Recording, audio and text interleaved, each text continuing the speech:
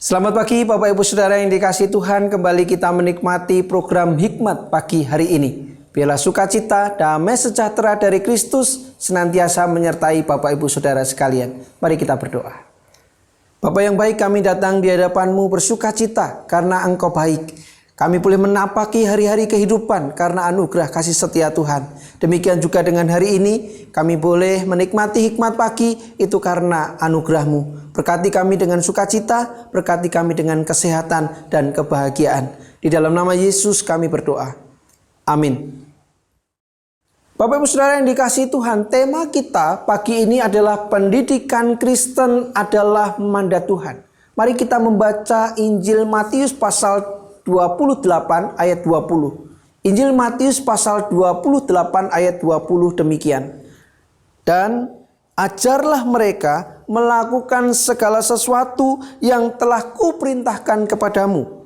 Dan ketahuilah, aku menyertai kamu senantiasa sampai kepada akhir zaman. Berbahagia setiap kita yang membaca, merenungkan, dan melakukan firman-Nya. Haleluya.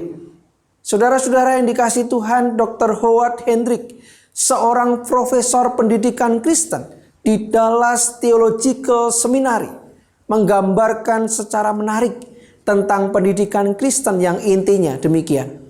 Pendidikan Kristen adalah perintah atau mandat, kewajiban yang tidak bersifat pilihan.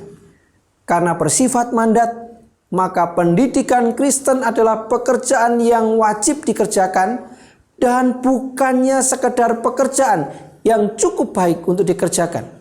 Pendidikan Kristen bukan sesuatu yang terpisah dari kehidupan Kristen, seolah hanya bersifat teorikal dan tidak praktikal. Sebaliknya, pendidikan Kristen adalah esensi dari kekristenan itu sendiri. Dalam kegerejawian, pendidikan Kristen bukan salah satu dari berbagai tugas yang dikerjakan gereja. Tetapi itulah tugas inti gereja, yaitu mendidik jemaat dalam Kristus.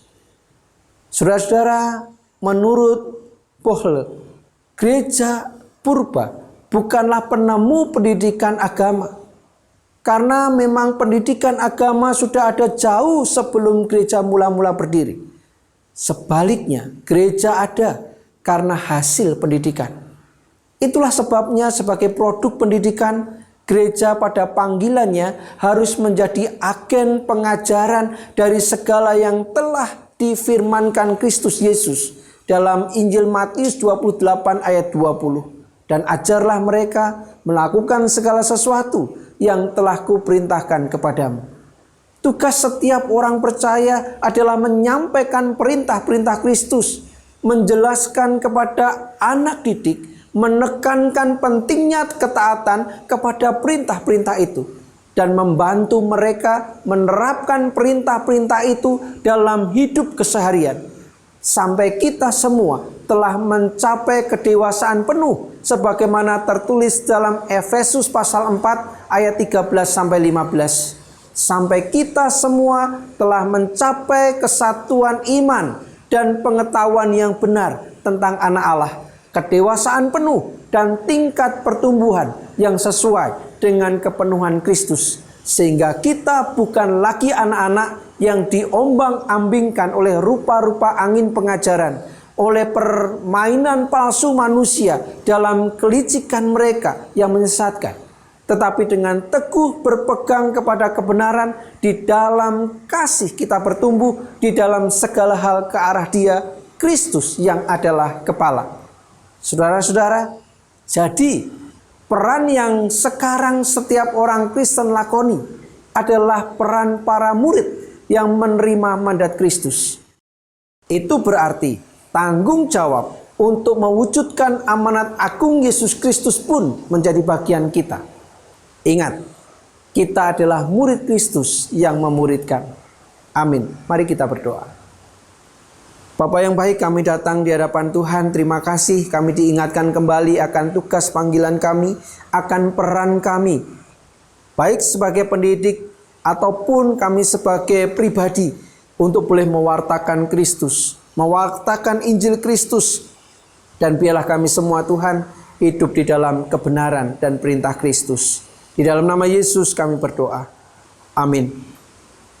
Saudara-saudara, para pendidik yang dicintai Tuhan, bahwa apa yang saudara jalani dan perjuangkan hari ini, mendidik generasi penerus gereja dan bangsa, itu adalah mandat dari Kristus.